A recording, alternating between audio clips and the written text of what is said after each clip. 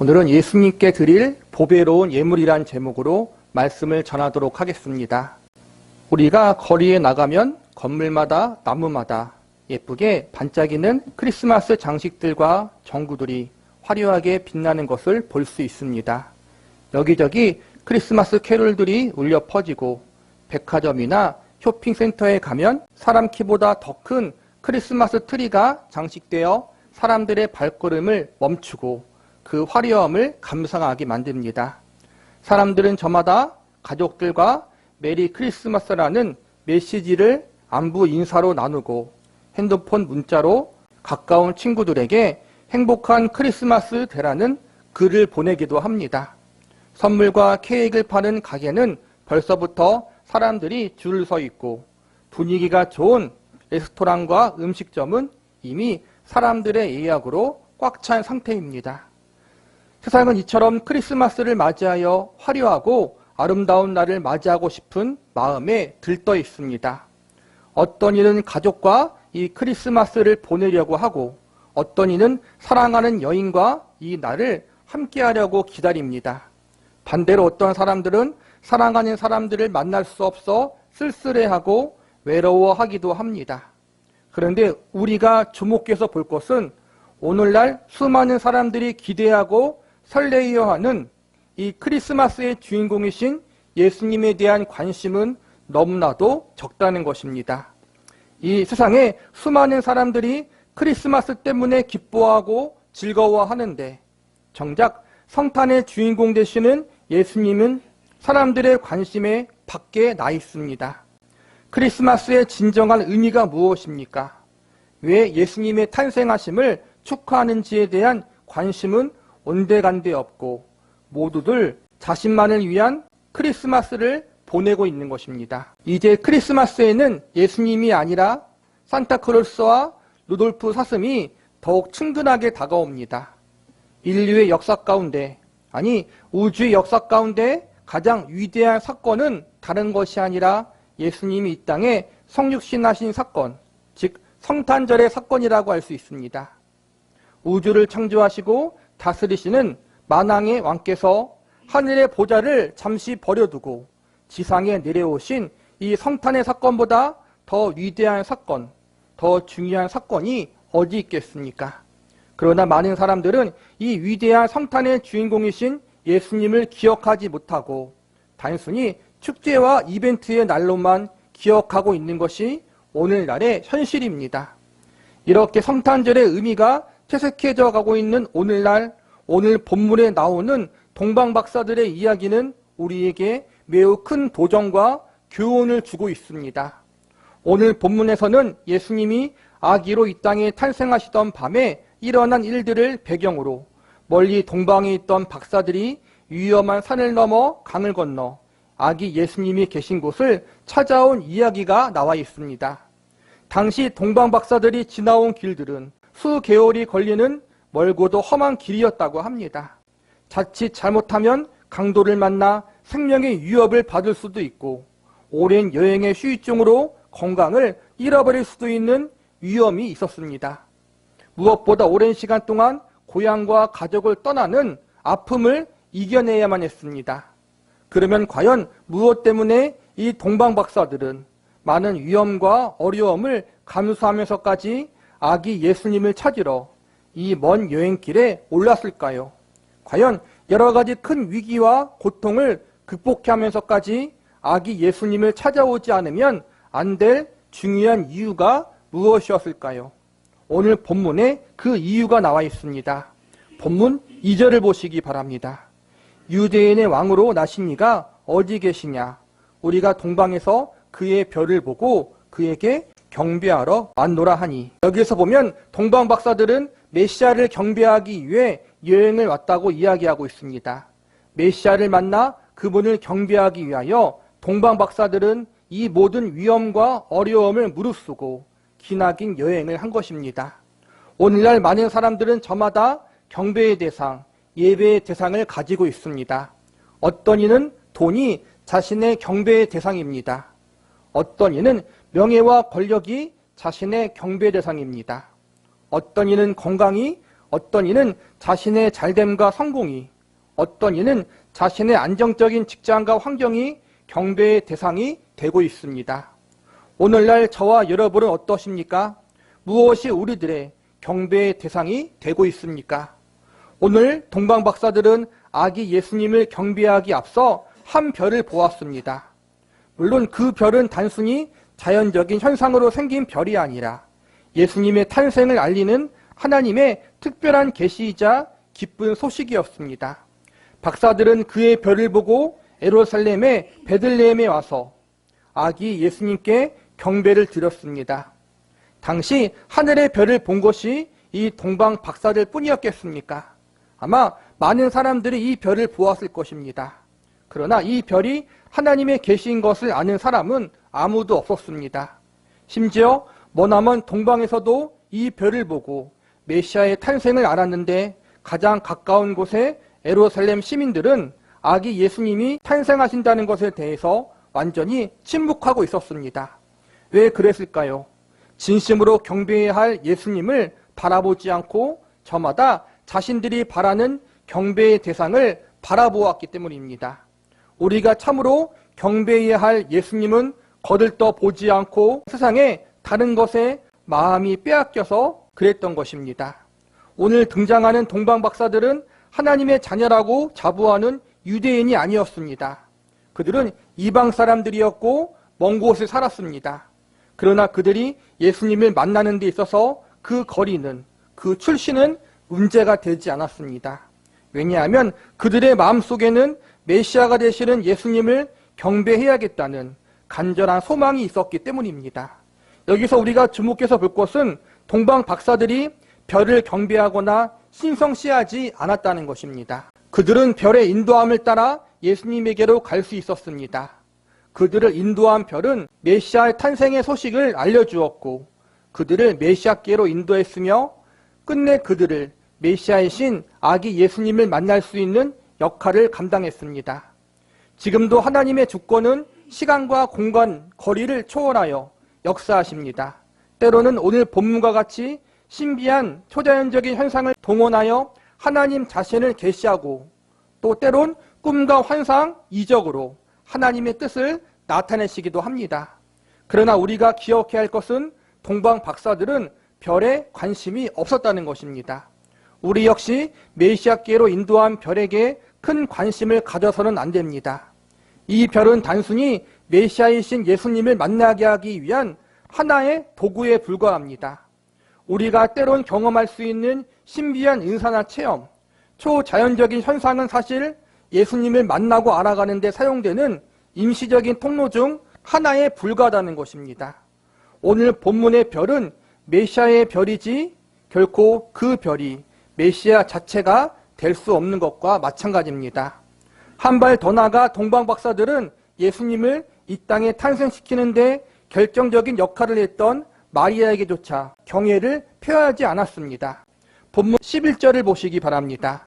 집에 들어가 아기와 그의 어머니 마리아가 함께 있는 것을 보고 엎드려 아기께 경배하고 보배 앞을 열어 황금과 유향과 몰약을 예물로 드리니라. 마리아를 통해서 예수님이 오셨습니다. 마리아는 존경받아 마땅한 여성이었습니다. 그러나 마리아는 결코 경배의 대상이 될 수 없었습니다. 단지 예수님을 위해 쓰임받은 사람에 불과합니다. 동방 박사들은 이러한 사실을 알고 있었습니다. 박사들은 별을 보았고 아기 예수님과 모친 마리아를 함께 보았지만 오직 아기 예수님에게만 경배했습니다. 그것은 경배의 대상, 예배의 대상이 오직 예수님 한 분밖에 없다는 사실을 알았던 것입니다.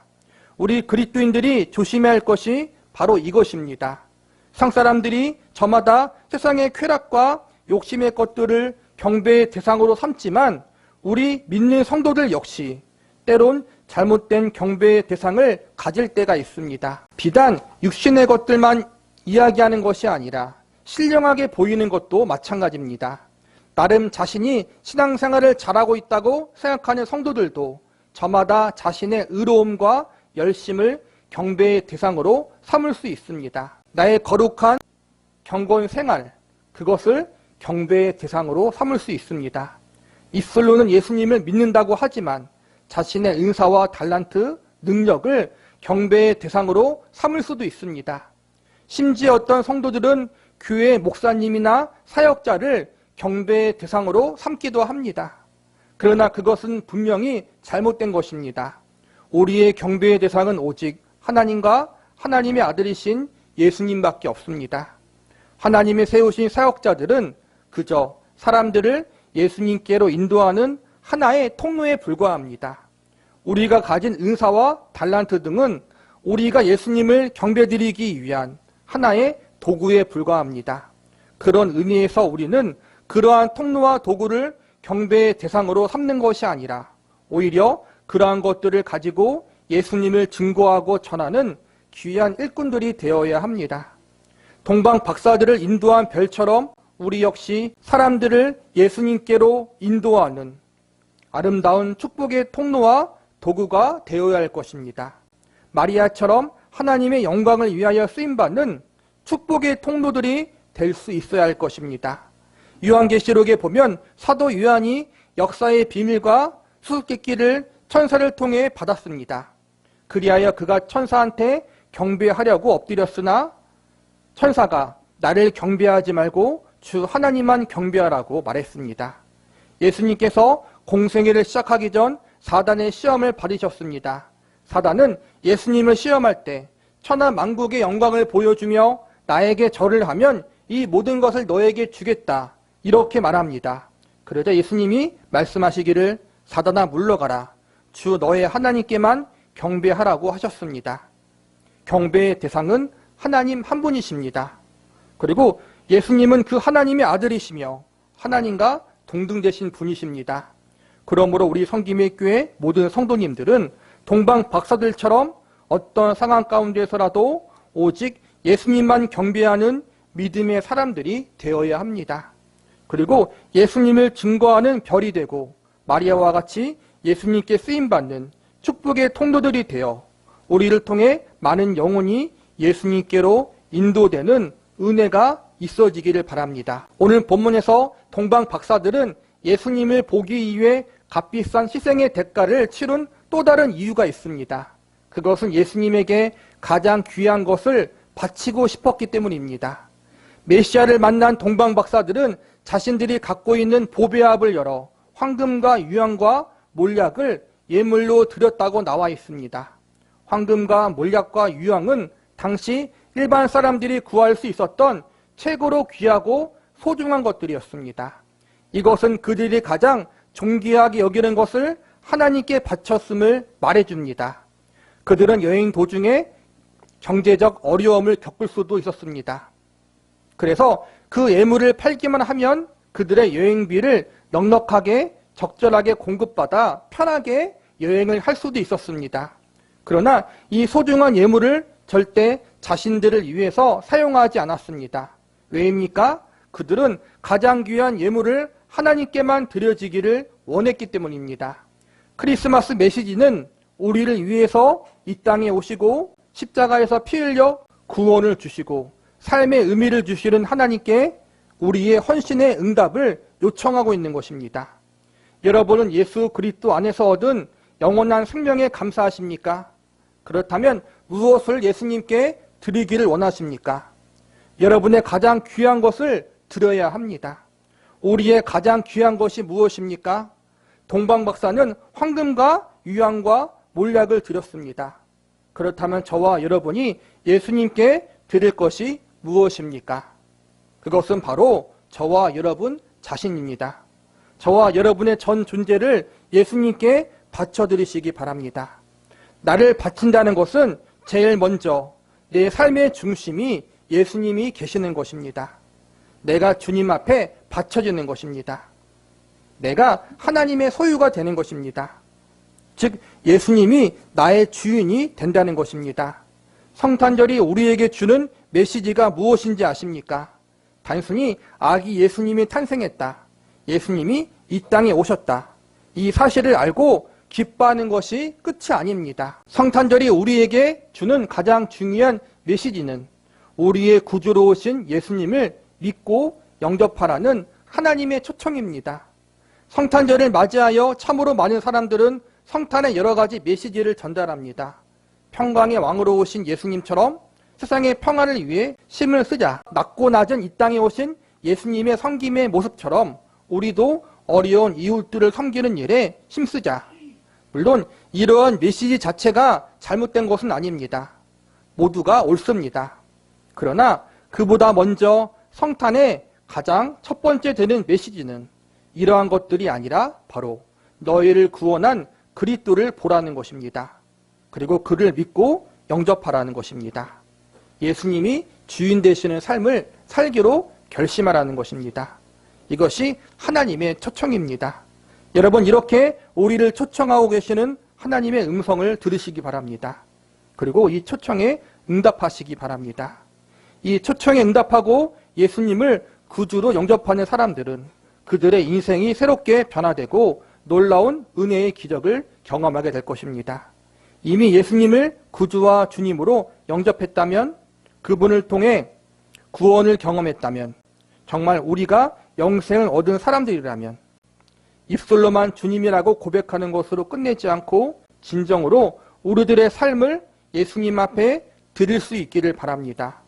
나를 위해 이 땅에 오신 예수님과 동행하는 삶, 예수님이 나의 주인 되시는 삶, 예수님을 예배하는 삶, 예수님과 동행하는 삶, 이러한 삶으로 사는 것, 이것이 바로 우리 자신을 예수님께 드리는 것입니다. 돈을 많이 바치고 내 몸을 열심히 희생하고 헌신하는 것이 예수님께 우리를 바치는 것이 아니라 매일매일의 삶 가운데 하나님을 예배하는 삶, 하나님과 동행하는 삶, 예수님의 생명을 바른 자로서 거룩하게 살아가는 삶, 이웃을 사랑하는 삶, 내게 주어진 소중한 가족을 사랑하는 삶. 때론 힘들고 어려워 모든 것을 다 내팽개치고 싶고, 때로는 원망하고 싶고 불평하고 싶은 삶이 있지만 그럼에도 불구하고 예수님 때문에 감사하는 삶, 그러한 삶을 사는 것이 바로 예수님 앞에 우리의 삶을 바치는 것입니다. 우리의 주인 되시고 구원자 되시기 위해 이 땅에 오신 예수님께 나를 위해 하나님 전부를 내어놓으시고 그분의 가장 귀한 것을 주신 그 사랑과 은혜에 우리가 응답하는 삶, 내 몸과 마음과 정성, 그 모든 것을 예수님 앞에 드리는 삶, 이것이 바로 우리가 성탄절을 맞이해서 하나님 앞에 다시 한번 점검해야 할 우리의 신앙이고 믿음인 것입니다. 주님, 이젠 제가 예수님의 사랑에 응답하는 삶, 내 모든 것을 주님 앞에 바치는 삶을 살겠습니다. 예수님이 주인 되시는 삶을 내 매일의 삶 가운데서 이웃들에게, 내 사랑하는 가족에게 보여주는 삶을 살겠습니다. 하나님, 나를 받아주시고 나를 통해 하나님의 영광을 나타내 주옵소서. 나를 통해 예수님이 드러나게 하옵소서. 이러한 믿음 고백과 더불어 예수님이 나의 주인 된 믿음의 삶을 살아갈 때, 그분을 동행하고 천국을 소망하며 살아갈 때, 하나님을 증거하고 하나님이 기쁨이 되는 삶을 살아갈 때 우리는 성탄의 메시처럼 예수님께 우리를 바치는 삶을 살아가는 것입니다. 저와 여러분, 성탄절을 맞이해서 다시 한번 우리 주님이신 예수님이 나의 주인 되시는 삶을 살아가는 그러한 신앙을 점검하고 우리 매일매일의 삶 가운데 그러한 삶을 살아갈 수 있기를 바랍니다. 그러므로 하나님께 귀하게 쓰임받고 예수님을 드러내며 많은 사람을 주님께로 인도하는 아름답고 귀한 축복의 통로로 쓰임받을 수 있는 우리 성김의 교회 성도 여러분이 되기를 간절히 기도합니다.